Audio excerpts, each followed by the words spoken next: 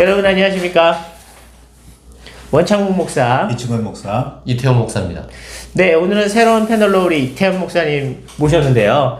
환영의 박수 한번. 자화자찬. 네, 아주 이 어색함.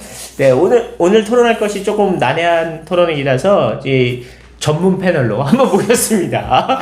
토론 주제도 안 주고. 아, 그렇군요. 오늘 토론 주제는 요즘 교회들도 그렇지만 많은 프로그램들을 교회에서 운영을 하잖아요. 뭐 여러 가지 프로그램이 있지만 프로그램명을 말하면 공격 들어와. 우리 그런 얘기는 하지 말자고요. 어쨌든 프로그램을 많이 해야 교회가 살아있고 뭐 이렇게 정말 열정적인 교회다 이런 얘기도 듣는 경우가 있는 것 같아요. 그래서 정말 프로그램을 하는데요.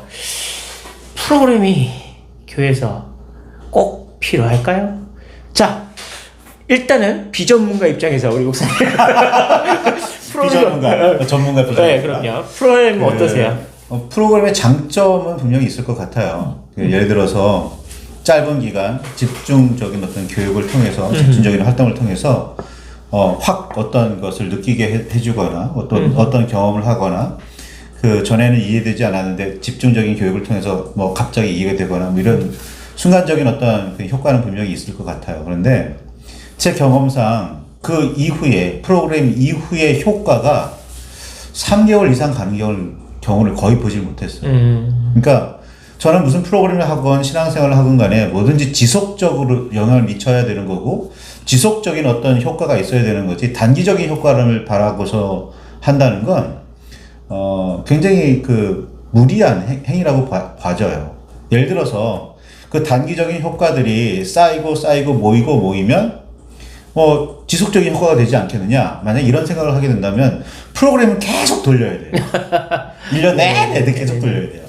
근데 저는 기본적으로 프로그램에 대한 어떤 좀 부정적인 입장을 가지고 있는데 왜냐하면 다시 말씀드리지만 지속적인 어떤 효과가 없다는 거예요. 단기적이고 갑작스러운 그런 효과, 어떤 영적인 체험이 있을 뿐이지 지속적이지 않다는 단점 때문에 저는 싫어하거든요.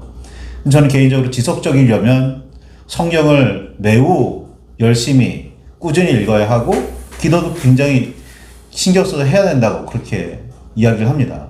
근데 그런 일이 일어나지 않으면 프로그램은 프로그램을 그칠 뿐이죠. 효과는 그냥 단기간에 그칠 뿐입니다.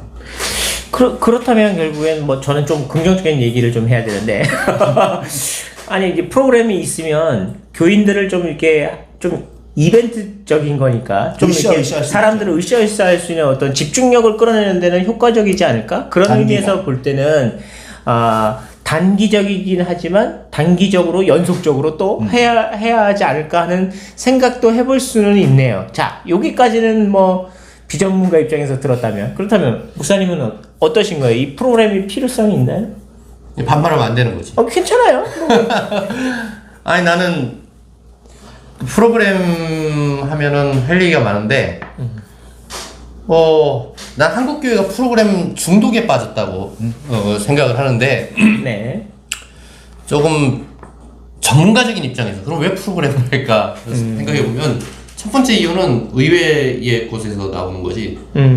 프로그램을 안 하면 목사들이 노는 것 같으니까 뭔가 좀 해야 될 것 같으니까 그냥 뭘 만드는 거야. 담임 목사가 이거 해보라고 부목사한테 얘기해. 그거 교인들을 자꾸 움직이게 왔다 갔다 시켜. 그럼 프로그램 하나만 운영을 해도 교회가 3, 4년 엄청 바빠지거든. 맞아요. 네. 그러니까 아무것도 안 하고 있으면 일 안 하고 월급 받는 것 같으니까 교인들한테도 미안하고 교회한테도 미안하고. 그러니까 계속 뭘 프로그램 해야 돼. 하다가 교인들의 반응이 처음처럼 뜨겁지 않아. 그럼 다른 프로그램 또 가져와.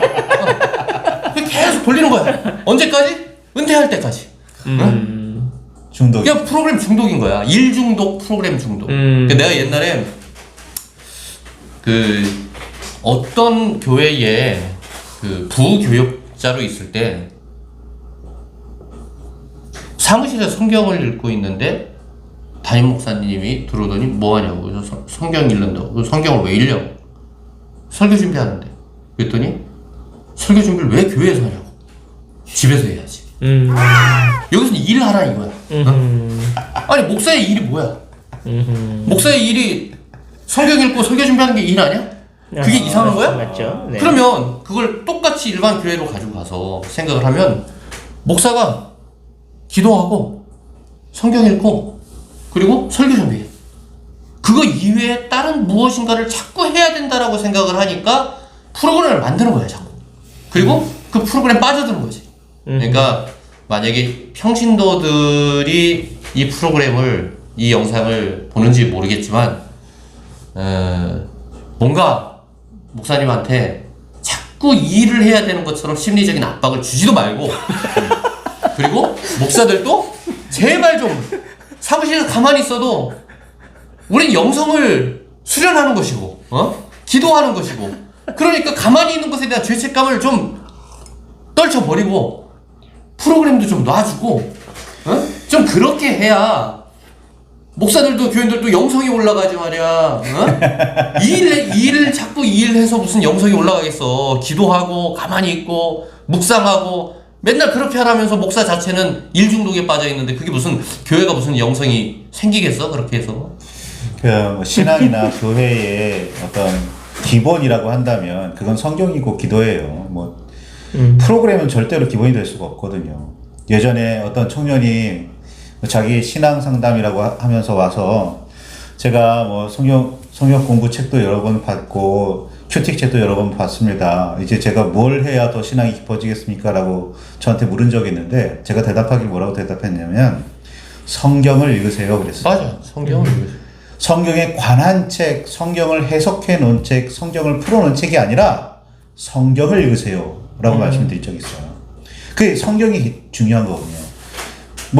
우리 인문학 쪽에서는요, 1차 자료를 얼마나 많이 읽었느냐, 1차 자료를 얼마나 많이 인용을 했느냐가 중요하지, 2차, 3차 자료는 별로 중요하지 않거든요, 실제적으로.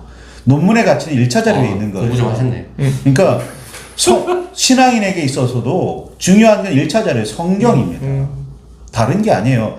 프로그램들도, 물론, 성경을 읽고 성경을 이해하는데 도움이 되기는 해요.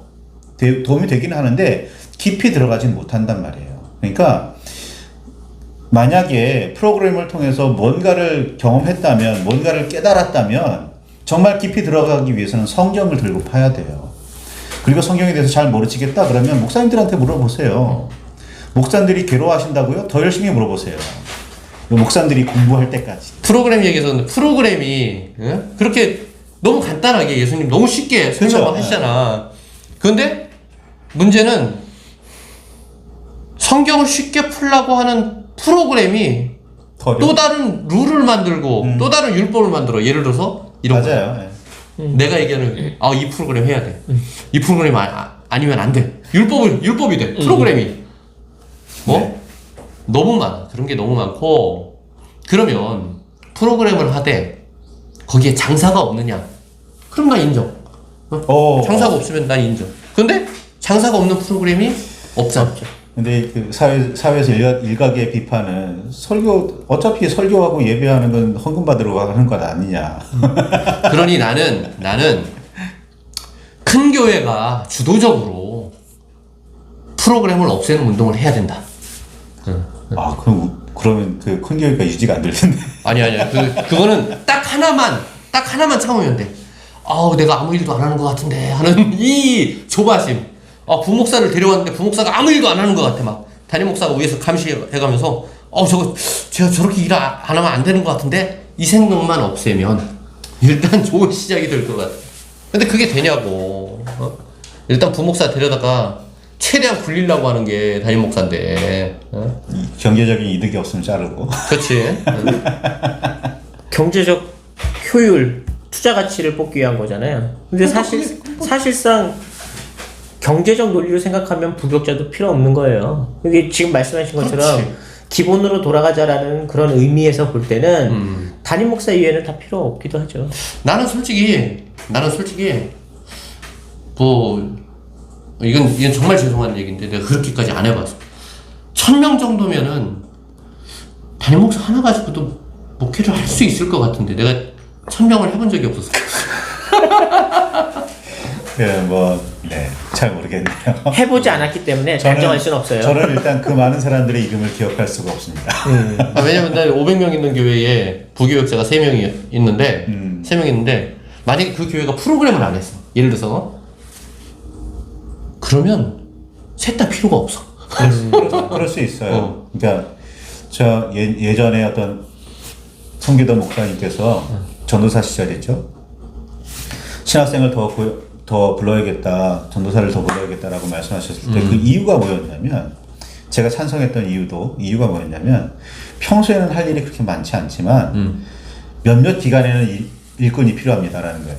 예를 들어서 여름에 행사를 해야 되는데 뭐 초등부 따로, 유년부 따로, 중등부 따로, 고등부 따로, 성인들 따로 수련을 가야 되는데 어떻게 해요, 일을? 알바 써! 알바 쓰면 되잖아. 아니 신학교에서 급 알바 구함 이래가지고 한 달만 일하실 분 차라리 그게 낫지. 안 그래?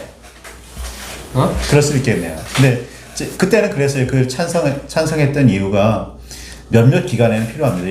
예를 들어서 주일에도 예배가 동시에 이루어지고 있는데 각 연령대에 나눠서 어떻게 동시에 예배를 진행합니까? 다 따로 사역자들이 있어야 됩니다라고 말씀드렸던 적이 있어요. 뭐 그런 식의 프로그램이 아니라면, 예를 들어서 각각의 나누어진 예배조차도 다 함께 드릴 수 있는 예배로 전환을 하고 거기에 어떤 방법론을 찾는다면, 그렇죠, 주일에도 그렇게 많은 교육자가 필요하지는 않을 수도 있겠죠. 네. 어쨌든 우리 신학교 다니면서 신학교에서 실천신학에서 프로그램을 가르치지는 않잖아. 그렇죠.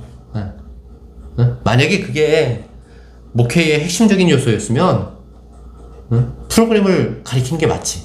그런데 어떤 신학교도 프로그램은 가르치지 않아. 근본적인 해답이 아닌 거지. 안 그래? 군소신학원 같은 경우에는 프로그램을 가르치죠. 네. 그러니까 그 군소신학원이 없어져야 된다니까. 가뜩이나 목사도 많은데 군소신학원에서 1년 만에 목사 안수 받고 말이야. 네. 이런 애들이 너무 많은 거야. 또 자기는 무슨 1년이면 좀 위안이 되네요. 3개월 만에도. 아, 한 달 만에도. 이 너무 위험한 발언을 많이 하니까 여기서 정리 좀 할게요. 아니야. 위험한 발설을 많이 해야 구독자가 올라가는 거야. 이게 왜 구독자가 안 올라가? 위험한 말을 안 하니까 구독자가 안 올라가는 거지. 어쨌든 프로그램이 교회를 살리는 도구일 수는 없어요. 네. 그리고 프로그램으로 교회는 살 수가 없어요. 어쨌거나 프로그램을 통해서든 뭐를 통해서든 진리라는 게 전해져야 되는 거고, 그 진리는 우리는 하나님께서 창조하신 세계를 삽니다. 그리고 예수 그리스도를 말미암아 우리는 구원받을 수 있습니다. 하나님의 나라를 살 수 있다는 거예요.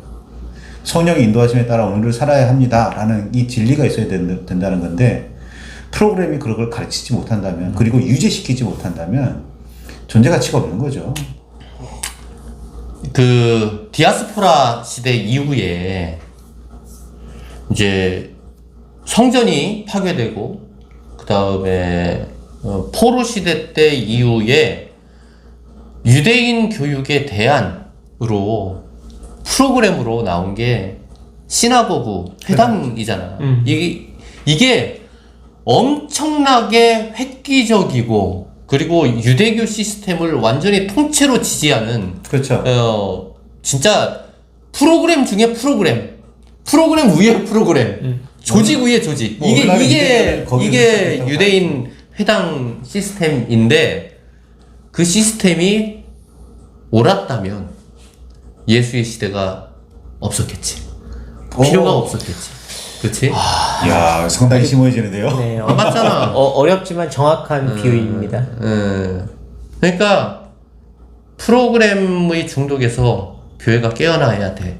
그래야 장사하는 교회도 없어지고, 장사하는 강사들도 없어지고, 성도들이 천박한 책들 사가면서 그거 꿰뚫면 다 무슨 성경을 꿰뚫는, 이렇게 종교를 값없이 쉽게 생각하는 풍토도 없어지고, 영성도 생기고. 난 프로그램 없애야 된다고 생각해. 자, 여기서 정리하겠습니다. 이게 지금 몇 분 정도 지났나요? 네. 누구든지 사실 본질을 왜곡하면 다 다 사이비가 되는 겁니다. 교회도 결국에는 두 목사님이 말씀하신 것처럼 성경이 가리키고 있는 주님을 바라봐야 하는데 그 가리키는 손가락만 본다고 해서 주님을 바라본 건 아니거든요. 그러니까 오직 주님만을 보기 위해선 프로그램보다 주님을 직접 볼 수 있는 그런 눈을 띄는 여러분이 되시길 바랍니다. 감사합니다.